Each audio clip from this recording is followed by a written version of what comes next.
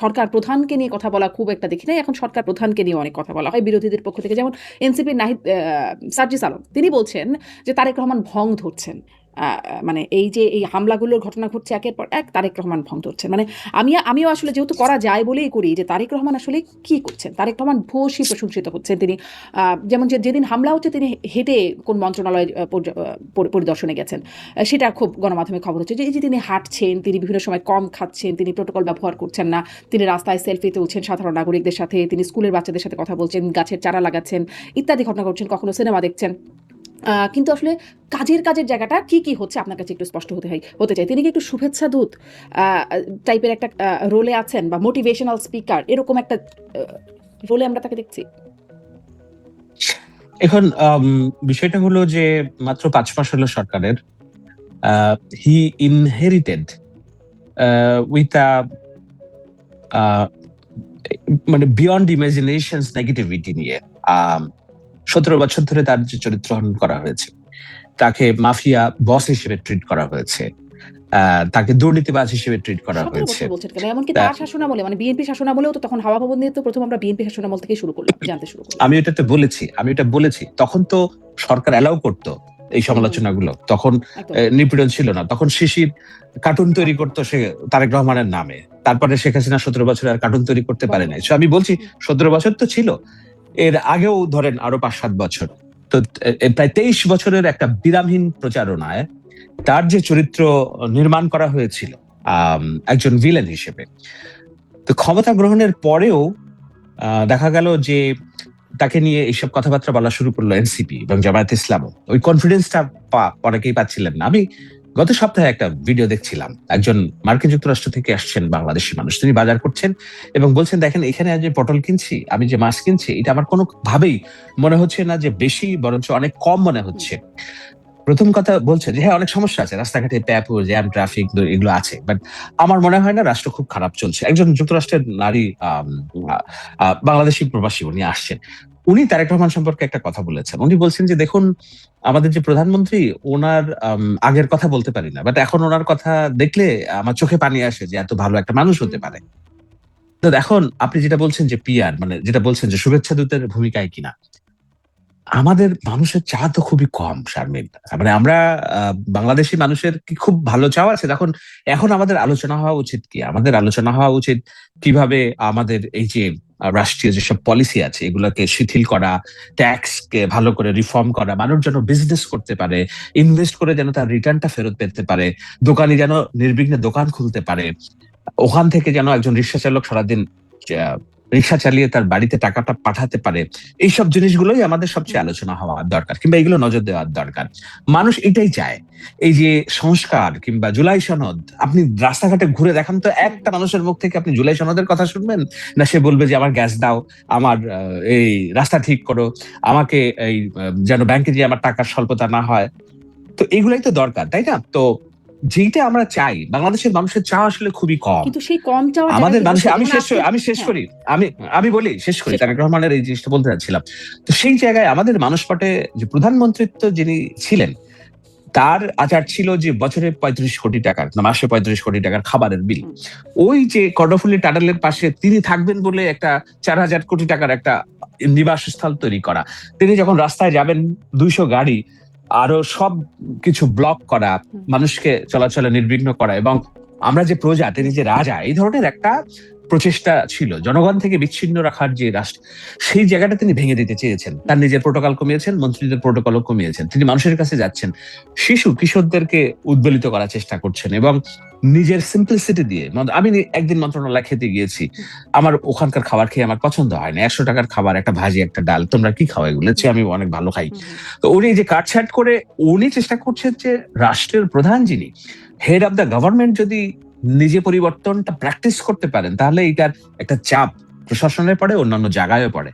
So এগুলোর মধ্যে দিয়ে তিনি একটা গুড কপ হিসেবে আমাদের সামনে এসে হাজির হয়েছেন, যেন আমরা তাকে দেখে আমাদের অন্যান্য প্র্যাকটিস গুলো শুরু করতে পারি, এটা তো ভূয়সী সেটা আপনি বলতে পারেন। বলছি যে মানে আসলেই প্রশংসিত হচ্ছে, এবং এই যে নজিরবিহীন তার এই আচরণগুলো, সেগুলো দেখতে তো ভালো লাগেই, আমাদের হ্যাঁ, সবারই সেগুলো দেখতে ভালো লাগে। মানে হ্যাঁ, কিন্তু হ্যাঁ। এটা কি তার ওই যে আপনি বলছিলেন যে 17 বা 23 বছর ধরে তার যে একটা চরিত্র দাঁড় করানো হয়েছে, মানে এমনকি আন্তর্জাতিক গণমাধ্যমে খবর আসে প্রডিগাল সান, মানে সেই প্রডিগাল সান তিনি এখন একজন দারুণ রকমের মানুষ যিনি স্ত্রীর মাথায় ছাতা ধরেন, এরকম একজন মানুষ, হুম। সেই চেহারাটা পোট্রে করার একটা মানে সচেতন প্রচেষ্টা। এটা আমি আমি আমি আমি তো তার ক্যারিয়ারের দায়িত্ব নিব না, কিন্তু ব্যক্তি হিসেবে তাকে জানাশোনার তো একটা সুযোগ আমার হয়েছে, তাই না? আমি কালকে একটা টক শোতে বলছিলাম, উনি যে বলছেন যে আমি প্রতিশোধের রাজনীতি করবো না, এখন আপনারা জানছেন। আমার সাথে এই কথা ওনার যখন ওই রাজনীতির কর্মকাণ্ড নিয়ে আন্দোলনের পার্ট হিসেবে উনি যে নানা মানুষের সাথে কথা বলে, সেই ধরনের একটা সময় আমার সাথে ওই ধরনের কথা বলার সুযোগ হয়েছে। উনি তখনই বলেছেন যে আমি প্রতিশোধের রাজনীতি করবো না। আবার ধরুন মানে আমি যতটুকু তাকে দেখেছি, খুব বেশি দেখেছি এটা বলা ঠিক হবে না, এটা নেওয়া ঠিক হবে না। উনি খুবই এটাকে কি বলে, এই যে এগুলো করছেন, এগুলো কোনোটাই যে মেকি হিসেবে করছেন বলে আমার মনে হয় না। কেননা একজন মানুষ একটি রাজনৈতিক দলের প্রধান, আমাকে নিজে চা ঢেলে খাওয়িয়েছেন, কথা বলেছেন। সো আমি অতটুকু থেকেই আন্দাজ করছি যে মানুষ হিসেবে তিনি কেমন। আর মানুষ হিসেবে তিনি কেমন এটা তো 17 বছর আমরা জানতেও পারি নাই, তাই না? তার বক্তব্য প্রচার নিষেধাজ্ঞা ছিল, ছবি দেখানো তো দূরের কথা। সুতরাং এইটাই তার চরিত্র, এইটাই তার প্রতিদিনের প্রাত্যহিক জীবন, সেইটা হয়তো আমরা এতদিন দেখিনি। এখন তিনি প্রদীপের সামনে আছেন, অর্থাৎ স্পটলাইটে আছেন বলে আমরা দেখতে পাচ্ছি, এবং আমরা বলছি যে কি দেখছি কি দেখছি কি দেখছি, আমাদের তো এরকম কখনো দেখি নাই, কারণ আমাদের আগের প্রাইম মিনিস্টার শিব এরকম ছিলেন না। কিন্তু এটা উনি যে আরোপিত করে করছেন, আই ডোন্ট বিলিভ সো। কারণ আমি আমার যতটুকু জানাশোনা, মানে অন্যান্য আচ্ছা, অনেক হাজার তাহলে মানুষের এই প্রশংসার সাথে জায়গাটা জানাশোনার আমরা প্রেক্ষিতে মানে প্রশংসার জায়গাটা আমরা তাকে প্রশংসাই করি, তাকে তিনি এই জায়গাগুলো আসলে নজিরবিহীন দৃষ্টান্ত স্থাপন করেছেন। কিন্তু কাজের কাজ কি করছেন? আপনি যেগুলো বলছেন মানুষের আশা তো খুব কম, গ্যাস পাবে তাই সে মানে জিনিসপত্র কিনবে, সেটা দেখছিলাম আজকে কাঁচামরিচের দাম 400 টাকা কেজি, মানে সবকিছুর দাম, সবজি টবজি সবকিছু শতকের ঘরে ছাড়িয়েছে। গ্যাস সংকটে শিল্প উৎপাদন শূন্যের কোটায়, আজকে খবর দেখছিলাম যে এই হচ্ছে অবস্থা। মানে কাজের কাজটাও কি হচ্ছে? আবার ধরেন রাস্তাঘাটও এরকম মারপিট হচ্ছে, পুলিশ দাঁড়িয়ে দেখছে, বিরোধী দল মার খাচ্ছে, মানে কাজের কাজটা হচ্ছে কি? আপনাকে দেখতে হবে যে মারামারি, গন্ডগোল, আইন শৃঙ্খলার যে উন্নতি সেটা কোন পর্যায়ে। আপনাকে দেখতে হবে গত 2 বছরে কয়টা মব হয়েছে, আর গত 5 মাসে কয়টা মব হয়েছে। নাই হয়ে গেছে আমি বলছি না, আমি 2 বছরের হিসাব বলছি। আমি আওয়ামী লীগের আমলের পুরাটা আমরা তো বাতিলের খাতায় রাখছি, সো আমি কম্পেয়ার করছি না। আমরা তো ভালোর প্রত্যাশায়, বৈষম্যহীনের প্রত্যাশায় যে 5 তারিখে চলা, সেখানে দেখতে হবে অন্তর্বর্তী সরকারের সাথে তুলনায় কতখানি আগা। আপনি বলছেন কাজের কাজ কি, আমি যখন আপনার সাথে কথা বলছি তখন কিছুক্ষণ আগে এখনো হয়তো তিনি ঢাকা উত্তরের প্রশাসকের কে নিয়ে তার গাড়িতে করে ঘুরতেছেন, তিনি যে না সিটি কর্পোরেশনের কাজ কাম নিজে দেখার জন্য। 6টা পর্যন্ত তার ডিউটি শেষ, এখন তার পরিবারের সাথে সময় দেওয়ার কথা। কিন্তু আমি একটু আগেই ছবি দেখলাম যে তিনি উত্তরের প্রশাসককে ডাকছেন, তার গাড়ির পাশে বসিয়ে তিনি ঢাকা শহর ঘুরে দেখতেছেন কোথায়। ছোট্ট একটা এক্সাম্পল দেই, আপনি এটি অন্যান্য দেখবেন। কালবেলা একটা রিপোর্ট করেছিল, একটা মেয়ে ম্যানহলের ঢাকনার মধ্যে বসে সে বলছে যে এখানে যে কেউ একটা বাচ্চা পড়ে মরে যেতে পারে এবং এটার কোনো ব্যবস্থা হচ্ছে না। পরদিন ওই মেয়ে আবার গেছেন ওই জায়গায়, যে বলছে আমি রিপোর্ট করা 24 ঘন্টার মধ্যে এখানে ঢাকনা তৈরি হয়ে গিয়েছে। একটা এক্সাম্পল দিলাম যে কাজ হচ্ছে না বলে ব্রড সেন্সে আপনি সমালোচনা করতে পারেন, কিন্তু যেটা হচ্ছে সেটাও আপনাকে আয়ত্তে নিতে হবে যে না, গভর্নমেন্ট ভিজিলেন্সটা মারাত্মক অ্যাক্টিভ। কোথাও কোনো অসঙ্গতি দেখলে তারা অ্যাড্রেস করার চেষ্টা করছে, এটা আমার ধারণা। আমি বলছি অনেকগুলো সংকট আছে। এই যে জ্বালানি সংকট হঠাৎ করে উদয় হচ্ছে, আপনি যুক্তরাষ্ট্রে আছেন, কত ডলার করে আপনি গ্যালনের তেল কিনেন, যেটা 5 মাস আগে কত ডলারে আপনি ক্যালিফোর্নিয়াতে আছেন, তো সম্ভবত ক্যালিফোর্নিয়া অথবা সিয়াটলে আছেন। আমি নিউ ইয়র্কের কথা বলছি, আমি $2.70 দিয়ে 3 লিটার অর্থাৎ 1 গ্যালন গ্যাস কিনতাম। আমি গত 2 মাসে কোনোদিন $4.80 নিচে পাই নাই, অর্থাৎ ডাবল। তো বাংলাদেশেও তো এইটা এমন না যে কাতার চাইলাম আর আমাকে এলএনজি দিল, তাই না? কাতার বলেই দিয়েছে যে আমরা কয়েকটা দেশকে দিতেই পারবো না। এমনকি যদি তারা আজকেও প্রোডাকশন শুরু করে, অর্থাৎ কোনো যদি নতুন হামলা নাও হয়, তবুও তাদের আগের প্রোডাকশনে ফিরতে 6 বছর সময় লাগবে। তো যুক্তরাষ্ট্রের মতো মহা ক্ষমতাধর দেশ, তারা গ্যাস পাচ্ছে না, তাদের ফুয়েলের ক্রাইসিস, মানুষের না বিশ্বাস উঠছে, সেখানে বাংলাদেশ তো ম্যানেজ করছে। কালকে দেখলাম যে মালয়েশিয়ার প্রধানমন্ত্রীর কাছে উনি বলেছেন যে কেমনে আমাকে একটু সামগ্রিকভাবে এই জিনিসটা দেবেন। আমার ধারণা হয়তো ভারতেও যখন এই বৈঠকের বিষয় হচ্ছে, হয়তো গভর্নমেন্ট এটিও চেষ্টা করছে ভারত থেকে কিভাবে এটি, আমি অ্যাজিউম করছি, আমি নট শিওর। উনি বসে আছেন এটি বলার, আমি মনে হয় না এটা বলা তার প্রতি ইনজাস্টিস হবে বলে আমার মনে হয়। তবে আমাদের চাওয়া তো অনেক। আমরা যখন একটা রাষ্ট্রপ্রধান নির্বাচন করি, সরকার প্রধান, আমরা মনে করি যে একটা সুপারম্যান আমাদের নির্বাচন করছি, আমাদের সব সমস্যার সমাধান করে দিবেন। 18 কোটি মানুষের দেশ, আমাদের নুনান্তে পান্তা ফোড়ায়। ওই যে আমি বলছি, সংসারের প্রধান হলে কেয়া না কেয়া কান্না পাড়তা হে। উনি গিয়েছেন, চীনে গিয়েছেন, মালয়েশিয়া গিয়েছেন, হয়তো এখন ভারতেও যাবেন। এটি নিয়ে বিরোধীরা নানান রকম রাজনীতি করার চেষ্টা করবে, ভারত কেন এটা সেটা। কিন্তু উনি তো পাকিস্তানের সাথেও সম্পর্ক রেখেছেন, তাই না? পাকিস্তানের লোকজন আসছে, বসছে। মাঝখান থেকে এটা একটু জিজ্ঞেস সুতরাং এই যে একটু কেয়া না জিজ্ঞাসা কেয়া পাড়না কান্না। এই হ্যাঁ, কেয়া না বলেন কেয়া কেন বলেন। করতে হয় মানে বিরোধীদেরকে গুরুত্ব দিতে বা তাদের সমালোচনাকে একটু গুরুত্ব দিয়েই কি ভারতে যাওয়াটাকে একটু মানে মানে দেরি করছেন তিনি? ভারতে যেতে দেরি করছেন আসলে কি বিষয় মাথায় নিয়ে? কেন? না, ভারতে কেন আমার এত তাড়াতাড়ি যেতে হবে, এটা একটা প্রশ্ন। Why is India giving us any financial benefit, or they are taking more whatever they giving us? Hmm. এটা হিস্টোরিক্যাল, দে টেক্স মোর। ধরেন আমরা যখন তাদের সাথে আমাদের বাড়ির না, আমাদের ভারতের সাথে ভারতের সাথে পররাষ্ট্র বিষয়ক উপদেষ্টার আমাকে কথা বুঝতে। শুনছিলাম যে তিনি বলছিলেন যে যখন পরিস্থিতি হবে মানে আমার ঠিক এক্স্যাক্টলি কোট করতে পারছি না, যে তিনি বলছিলেন যে পরিস্থিতি যখন সময় হবে তখন যাবেন সহায়ক উনি। হবে। মানে হ্যাঁ, সহায়কটা কেন হ্যাঁ। হচ্ছে না? সহায়কের মধ্যে একটা মানে প্রশ্নবোধক জাগে যে সহায়কটা কেন হচ্ছে না পরিস্থিতি? এখন অনেকগুলো বিষয় আছে, যেমন আছে এখানে দুটি, রাজনৈতিক এবং অর্থনৈতিক দুটি বিষয়। হ্যাঁ, তো আমি রাজনৈতিক বিষয়টা পরে বলছি, অর্থনীতিটা আগে বলি। দেখুন, বাংলাদেশের সাথে ভারতের যে বাণিজ্যের ঘাটতি, এইটা ট্রিমেন্ডাস। আমি এক্সাক্ট ফিগার বলছি না এখন, কিন্তু বাংলাদেশ যত আমদানি করে, ভারত বাংলাদেশ থেকে তার শিখি পরিমাণ আমদানি করে না। সুতরাং তাদের যে ইকোনমিক ফ্লো, সেটা টিকিয়ে রাখার জন্য আমাদের সাথে সম্পর্ক রাখাটাই তাদের সবচেয়ে জরুরি দরকার আগে। আপনি ওই কুচবিহার, তারপরে কলকাতার যে ব্যবসায়ীরা, তাদের যে খুশি, বাংলাদেশ যে ভিসা উন্মুক্ত করেছে, এখন টুরিস্টরা যেতে পারবে, ওদের খুশি কতখানি আপনি দেখে বুঝবেন যে না, how much they dependent on our people. সুতরাং বাংলাদেশের সাথে ভারতের সম্পর্ক উন্নয়নের যে বিষয়টা আমি দেখি, যদি অর্থনৈতিক ভাবে দেখেন, এটা নট বাংলাদেশের প্রায়োরিটি, এটা ভারতের প্রায়োরিটি, যে বাংলাদেশের সাথে তারা সম্পর্ক স্বাভাবিক করবে। এখন আমরা কি আনি ভারত থেকে? আমি ছোটবেলায় দেখতাম যে ভারত থেকে সিংহভাগ পণ্য আসতো, এখন ভারত থেকে সিংহভাগ পণ্য আসে না। আমার গমটাও আসে এখন ব্রাজিল, আর্জেন্টিনা থেকে।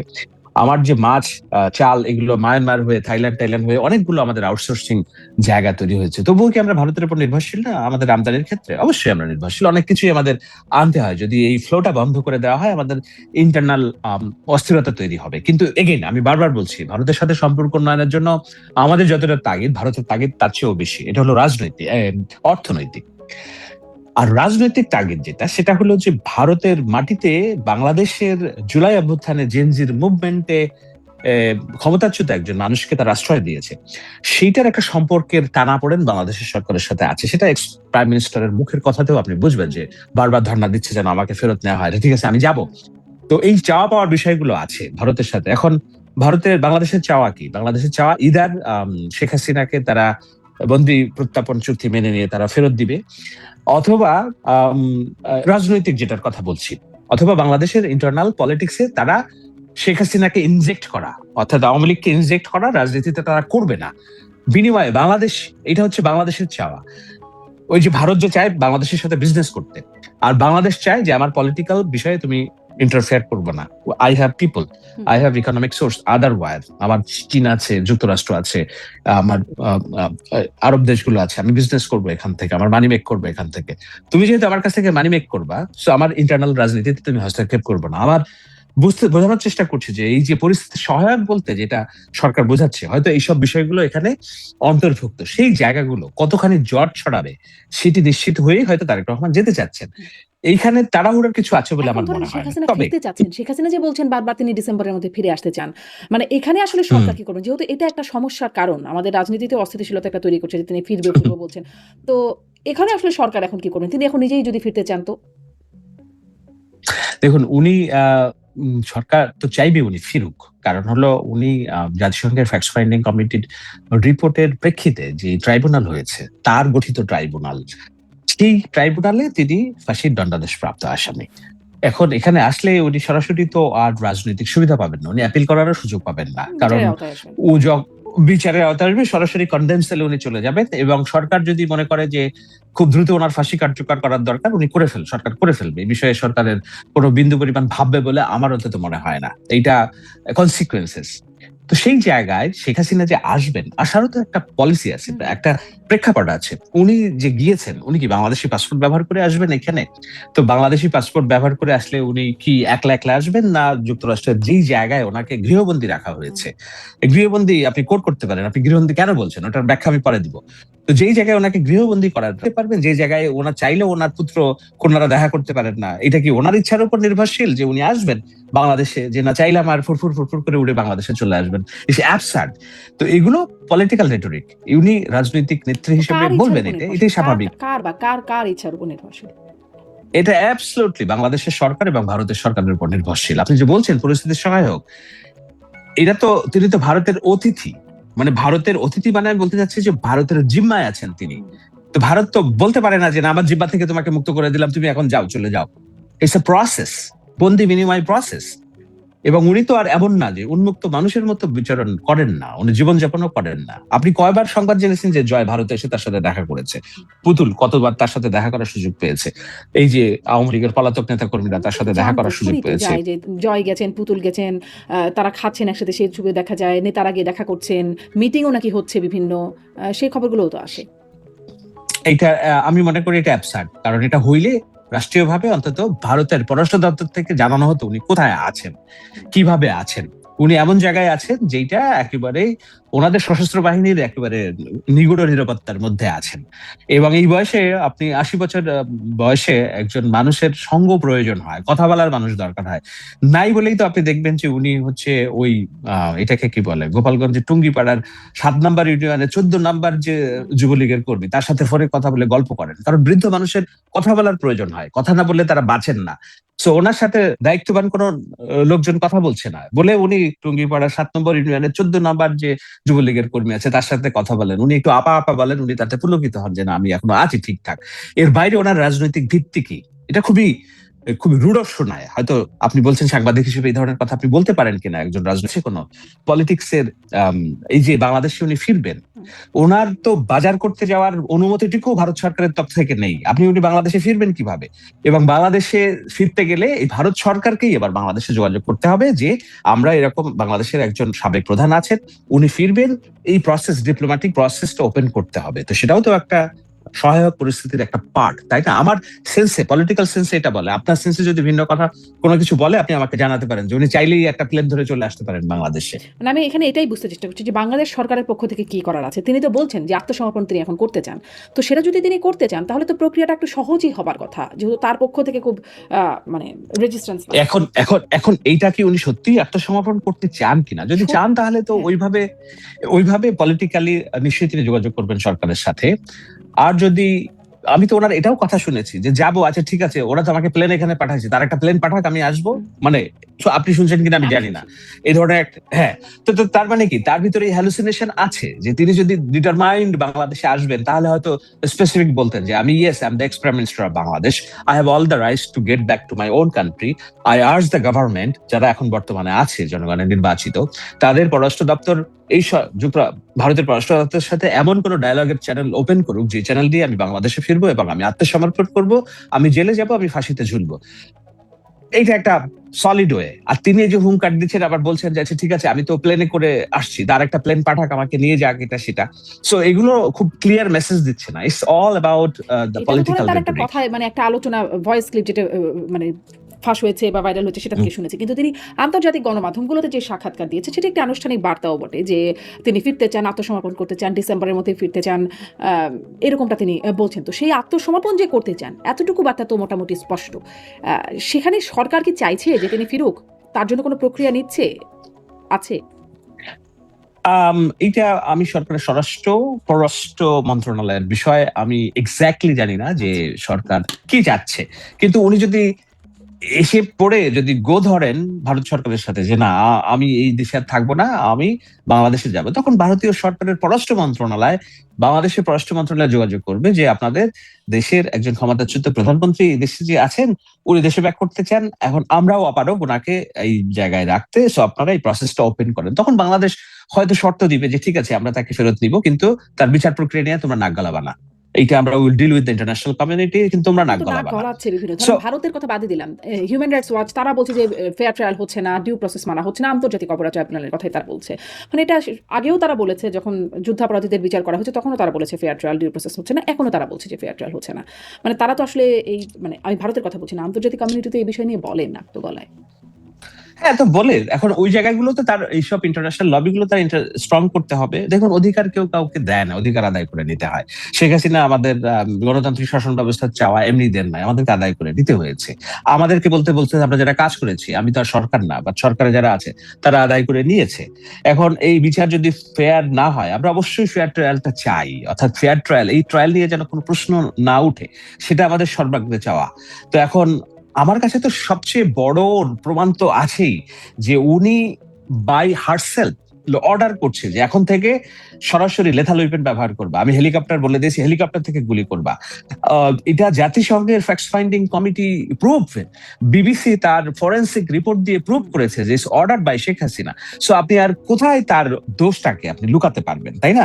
এখন যদি বলেন যে অল আর মেকি ট্রায়াল হচ্ছে, আমার এসব কিছু বলি নাই, মানে ফোন আলাপটা আমরা সবাই শুনেছি, কিন্তু এটা তো আদালতে প্রমাণ হতে হবে, মানে ডিউ প্রসেস বলে একটা ফেয়ার ট্রায়ালের যে বিষয়টা আছে, আমরা জানি, আমরা এরকম ভাবে অনেক কিছুই জানি, কিন্তু তার জন্য তার উপরে কিছু হয়ে যায় না, যা হয় সেটি আদালতের মাধ্যমে হয়। তো সেখানে যদি এখন এরা প্রশ্ন তুলছে, এর কি কোনো প্রভাব আছে? ধরেন এই হিউম্যান রাইটস ওয়াচ বা আন্তর্জাতিক সংস্থাগুলো, বিভিন্ন সংস্থা প্রশ্ন তুলছে এই ফেয়ার ট্রায়াল। এই প্রশ্ন তো তুলতেই হবে। দেখুন, নেতানিয়াহুর মতো, হ্যাঁ, নেতানিয়াহুর মতো একজন মানে হিউম্যান কিলার, মানে ম্যাস স্লটার, উনি যুক্তরাষ্ট্রে যাবেন। যুক্তরাষ্ট্রের নিউ ইয়র্কের মেয়র বলছে যে হি শুড বি অ্যারেস্টেড, আমার এই পাওয়ার নাই তাকে অ্যারেস্ট করার। তো এখন পাওয়ার নাই, কিন্তু তার মুখটা তো তিনি চালু রেখেছেন, এই যে বয়ান তৈরি করা, ন্যারেটিভ তৈরি করা এবং সোশ্যাল প্রেসার তৈরি করা।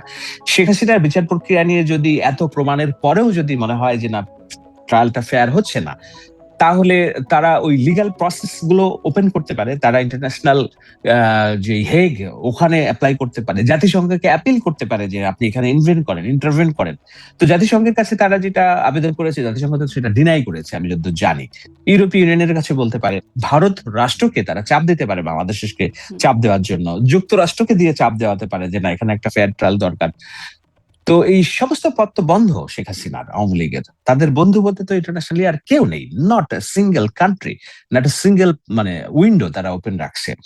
লন্ডনের ইউকের টিউলিপের রাজনীতির ভাগ্য আপনি জানেন যে অনেক আগেই এটা ভুলুণ্ঠিত হয়ে গিয়েছে। যুক্তরাষ্ট্রের সাথে তার ঐতিহাসিক বৈরিতা। ভারত যেটা তার একমাত্র আশ্রয়স্থল, সেই মোদির গদিও আর কয়দিন থেকে আমি জানি না, হয়তো খুব অচিরেই। ঐতিহাসিক বৈরিতা তো আসলে রাষ্ট্রের ক্ষেত্রে থাকে না, বা দলের ক্ষেত্রে থাকে না। তারেক রহমানের ক্ষেত্রেও যুক্তরাষ্ট্রের একটা নিষেধাজ্ঞা ছিল, মানে একটা তার বার্তা উইকিলিক্সে যেটা ফাঁস হলো যে তাকে যেন যুক্তরাষ্ট্রের তাকে নিষেধ করা হয়, এরকম একটা বার্তা ছিল, সেটা পরিবর্তিত হয়ে গেছে। এখন যুক্তরাষ্ট্রের থেকে এসে তারেক রহমানের সাথে দেখা করবার জন্য বা এটা হয়, তো ওই ঐতিহাসিক বৈরিতা বলে তো আর আসলে কিছু থাকে না। মোদির বিরুদ্ধে ছিল, সেখানে মোদির সাথে কি দরম মরম যুক্তরাষ্ট্রের, তো এরকম। আমি ঐতিহাসিক বৈরিতা বলতে আমি যে যুক্তরাষ্ট্র যে তাকে বৈরিতা করেছে তা না, আমি বলছি যে শেখ হাসিনার বৈরিতা ছিল যুক্তরাষ্ট্রের সাথে। জাহাঙ্গীর কবির নানকের দলবল তখনকার বার্নিকাট অ্যাম্বাসেডারকে ধাওয়া করছে, গাড়ি ভাঙছে, তুড়ি মেরে উড়িয়ে দিয়েছে যে যুক্তরাষ্ট্র কিসের, এটা আমরা দরকার নাই আমাদের এটা। আমি বলছি যে বৈরিতাটা যুক্তরাষ্ট্রে ছিল না, তারা তো বারবারই চেয়েছে এই সরকারের সাথে কাজ করতে, আওয়ামী লীগের সরকারের সাথে কাজ করতে। আপনি কি ভুলে গিয়েছেন যে 24 তারিখ 5 আগস্ট, দুঃখিত, 24-এর যে নির্বাচন হলো, ওই নির্বাচনের আগে তারা বললো যে আমরা ভিসা নীতি কার্যকর করবো নির্বাচন ফেয়ার না হলে, অথচ তারা নির্বাচনের 5 দিন পরে আমি দেখলাম যে শামীম ওসমান আমেরিকায়, স্বরাষ্ট্রমন্ত্রী আমেরিকায়। তো কাউকে তো ভিসা নীতি তারা প্রয়োগ করে নাই, বরঞ্চ তারা নাকে খত দিয়ে বলছে আছে আমরা এই সরকারের সাথে কাজ করবো। ওকে, নির্বাচন ফেয়ার হয়নি আমরা বলছি, বাট আমরা কাজ করবো এই গভর্নমেন্টের সাথে। তার মানে কি আমি বৈরিতা বলছি? কি যুক্তরাষ্ট্রের বৈরিতা ছিল শেখ হাসিনার সাথে, না শেখ হাসিনা বৈরী পরিবেশ তৈরি করে রেখেছিলেন যুক্তরাষ্ট্রের সাথে? আমি ওইটা উদাহরণ দিয়ে বলছি যে যুক্তরাষ্ট্র যে তার পক্ষে দাঁড়াবে এখন, সেই রাজনীতি তো তিনি করেন নাই। ইউকের পলিটিশিয়ানরা তার পক্ষে দাঁড়াচ্ছে না, তার একমাত্র খুঁটি হচ্ছে ভারতের বিজেপি এবং নরেন্দ্র মোদী। সেই মোদীর গদি তো দারুণ ভাবে নড়বড়ে। আপনি ভাবেন না যে মোদীর গদি এখন খুব শক্ত, এটা যে কোনো সময় টলে যেতে পারে, এবং এটা 2 মাস 3 মাস 4 মাস 5 মাসও লাগতে পারে। শেষ করি সামারি করে, যে কি বলবেন, ডিসেম্বরে কি তিনি ফিরবেন? অ্যাবসলিউটলি নট, স্পষ্ট। সামারের কিছু নাই। আরেকটা বিষয় কথা বলেই শেষ করতে চাই, জামাতের বিষয়ে একটু কথা হচ্ছে যে জামাত কেন আসলে এনসিপির উপর হামলা হচ্ছে, কেন জামাত কোনো রকম, তারাও কেন পাশে দাঁড়াচ্ছে না বা বক্তব্য বিবৃতি দিচ্ছে না, এখানে আপনার কি মনে হয় আসলে কি তারা কি এনসিপিকে ব্যবহার করছে, মানে যেটা আপনার সন্দেহের জায়গা থেকে, নাকি মানে এনসিপির হাত ছেড়ে দিচ্ছে? এইটা নিয়ে ইন্টারনাল অনেক আলাপ আলোচনা আছে এবং ইন্টারনাল অনেক ট্রায়াল অ্যান্ড রান আছে। দেখুন, আমি এর আগেও বলেছি, বারবার বলেছি যে জামায়াতের রাজনীতি অপ্রাসঙ্গিক হয়ে যাবে যদি এনসিপির রাজনীতি দাঁড়ায়। এনসিপির রাজনীতি করতে হলে আপনাকে দুইটা জিনিস লাগবে, আপনাকে পলিটিক্যাল স্ট্রাকচার লাগবে, জনসমর্থন, স্ট্রাকচারাল পাওয়ার লাগবে, আর একটা হলো ফেস লাগবে, পলিটিক্স এর ফেস লাগে। হ্যাঁ, কারণ আওয়ামী লীগ আমরা বলি ফেস, শেখ হাসিনা, আহমদ, তোফায়েল, রাজ্জাক, নানান ফেস। বিএনপি যদি বলেন মির্জা ফখরুল, তারেক রহমান, সালাউদ্দিন আহমেদ, আমির খুশরো মাহমুদ, ফেস। জামাতের কোনো ফেস তো নাই। আপনি যদি দেখেন ডক্টর শফিকুর রহমানের বাইরে আর যে ফেস গুলো আছে, Amir Hamza, do you think is a credible face, is a prestigious face for Jamaat Islam politics? আপনি দেখেন যে আর কে যারা আছে, একজন বলে পার্লামেন্টে আমি মুক্তিযোদ্ধার সন্তান, আমার বাবা, পরে দেখা গেল যে তার বাবা এখনো বেঁচে, বলে আমি না ভুল বলছি, একজন মুক্তিযোদ্ধা আছেন কাজী নজরুল, পরে দেখা গেল যে সে সবচেয়ে বড় হচ্ছে ইমরান হাশমি হিসেবে আবির্ভূত হয়েছে। তো they don't have any face to do politics, but they have the political infrastructure, base, social, কি বলে, থানা, পাড়ায়, মহল্লায় তাদের পলিটিক্যাল স্ট্রাকচার আছে। অন্যদিকে এনসিপির they have faces, Hannan Masud, Hasnat, Nahid, Sarjis, Dilshana Parul, আমি আরো অনেক নাম দিতে পারি। দে হ্যাভ ফেসেস, এবং এই কয়েকদিনের পার্লামেন্টে দে হ্যাভ শোন দেয়ার এক্সপার্টিজ, যে তারা অ্যাটলিস্ট কথা বলতে পারে, কিন্তু they don't have the political structure, তাদের কোনো বেজ নাই। সো এনসিপির দরকার হচ্ছে জামায়াতের পলিটিক্যাল স্ট্রাকচারকে গ্রাব করা। করতে যদি পারে, আদর্শগত ভাবে জামাত আর এনসিপি কোনো আলাদা না, দে আর দ্য সেম, কি বলে, এক গাছের পাতা, তাই না? এদের প্রত্যেকেরই জামাত শিবিরের রাজনীতির ফ্যামিলিগত ব্যাকগ্রাউন্ড আছে। সো এনসিপি যদি স্ট্রং ফেস হিসেবে আবির্ভূত হয় জামাতের স্ট্রাকচারাল পাওয়ারটা নিয়ে, তাহলে জামাতের রাজনীতি অপ্রাসঙ্গিক। এখন জামাত কি চায় কিনা তাদের 54 বছরের রাজনীতি বাংলাদেশে, আর বাংলাদেশের বাইরে তাদের আরো 100 বছরের ইতিহাস, তারা চায় কিনা বাংলাদেশের মাটি থেকে তাদের রাজনীতি নাই হয়ে যাক, অপ্রাসঙ্গিক হয়ে যাক?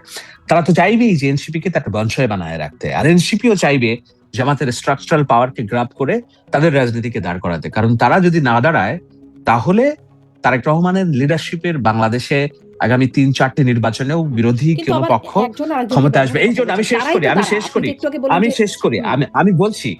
শেষ করি। সেই জন্য এই যে ইন্টারনাল যে পাওয়ার প্র্যাকটিস, পাওয়ার স্ট্রাগল যেটাকে আমরা বলি, সেটা চলমান আছে। সেই জায়গায় কে কার পক্ষে খেলছে, কে কাকে উঠানোর চেষ্টা করছে, নামানোর চেষ্টা করছে, নাহলে তো আমরা দেখতাম যে এনসিপি মার খাচ্ছে, জামাত একটা বিবৃতি দিয়ে বসতো, তারা দেয় নাই।